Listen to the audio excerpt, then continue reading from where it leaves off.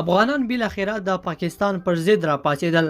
د پاکستان پر ضد په کابل ښار کې لاریون، پاکستان سره د هر ډول اړیکې پرې شي.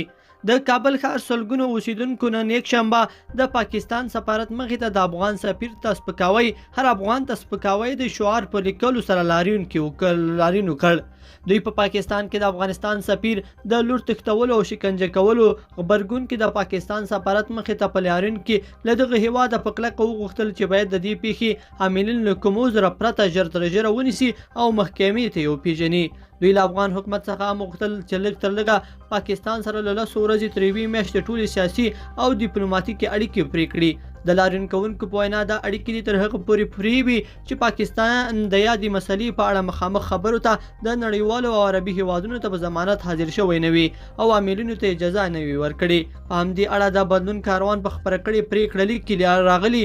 بدلون کاروان په پاکستان کې د افغان سفیر کورنۍ ته سپکاوی په کلکو ټکو غندي. افغان سفیر او د هغې درنې کورنۍ ته سپکاوی د ټول افغان ولس سپکاوی دی. هیوادونه په تیره ګاونډي هیوادونه د بل هر هیواد ارزښتونو او تعهداتو د ژمن او په درانه سترګه وګوري، خو په دې برخه کې له بده مرغه پاکستان حکومت هیڅ ارزښتونو ته ژمنتیا نه ښکارېږي چې یوه ښکاره بیلګې په هیواد کې د افغان سفیر د کورنۍ نه خوندیتوب دی.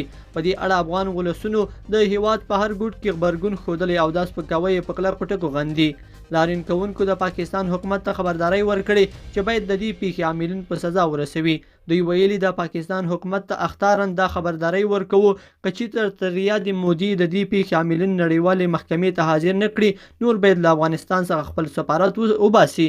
د نه تلو په صورت کې به مسؤلیت په خپله غاړه وي. دوی یو ځل بیا پر افغان حکومت غږ کړی چې په راتلونکي کې داسې پیښې تکرار یا د افغان سفیر د ژوند خوندیتوب تضمین ونه شي، باید په پاکستان کې د خپل هیواد سفارت وتړي او هر سیاسي او ډیپلوماتیکي اړیکې ورسره وشتوي.